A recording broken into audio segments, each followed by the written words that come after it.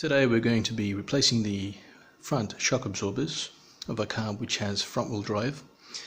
In most cars, in any case, they usually have this sort of setup of a shock absorber, and these type of shock absorbers are called MacPherson struts.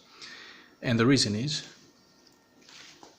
we have here the shock absorber itself and the coil spring that wraps around the shock absorber, so it's kind of like a two-in-one package.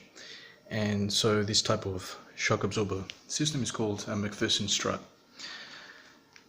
This is the top end where it bolts into the engine bay of the car, and in some cars the areas where it bolts into the engine bay require adjusting, which is part of the alignment. In this case, that type of adjustment is called the caster.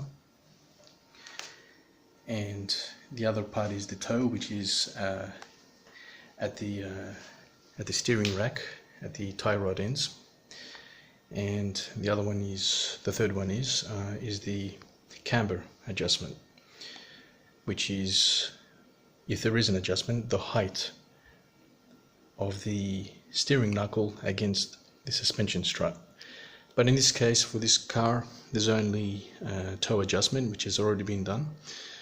And it will be done again if required after replacing this strut over here, but most likely you won't need it because there is no camber adjustment and there is no caster adjustment either. Now in this particular case, the strut was clearly leaking oil, so when it comes to struts, they have to be replaced in pairs even if the other one is good. And over here we have the MacPherson strut disassembled or ready for assembly, because what happens is if you're just replacing the shock absorber, you have to remove the top knuckle support of the shock absorber along with the bump stop, the dust cover of the dust boot and the spring itself, and then move all that stuff onto the new shock absorber. But what I personally prefer to do is replace the entire system. That way you have even wear, not just on the shock absorber but on everything else as well. This assembly here is the assembly that goes on the top of the shock absorber, and that part here is what bolts into the engine bay. Comes with new washers and nuts. This here is called the bump stop. It's situated inside the dust cover on the piston rod of the shock absorber, and it does exactly what it says. Stops the piston of the strut reaching its maximum point. This sort of acts like a cushion for it. And of course the dust cover, pretty self-explanatory, and the spring, which goes along with the shock absorber. As we said before, it's called the MacPherson strut. And you know, these springs here is actually what holds the weight of your car. The absorbing is obviously done by the shock absorber, but the spring is what holds the weight of the car. And when the shock absorber starts to wear, and you may notice the car is bouncing around like a trampoline, that's because most of the shock absorbing is then being done by the springs that are also holding up the weight of your car. So even springs over time lose their elasticity.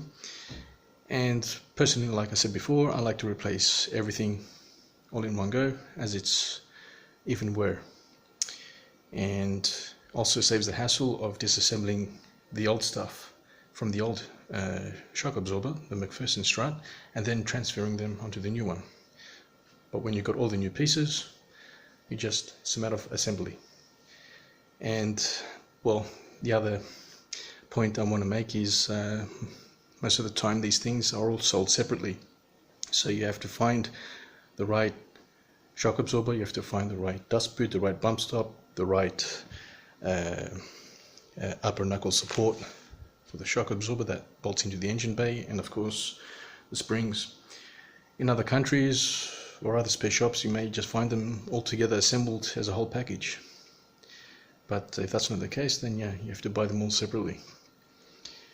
And that's just a brief video on the shock absorbers, the MacPherson struts.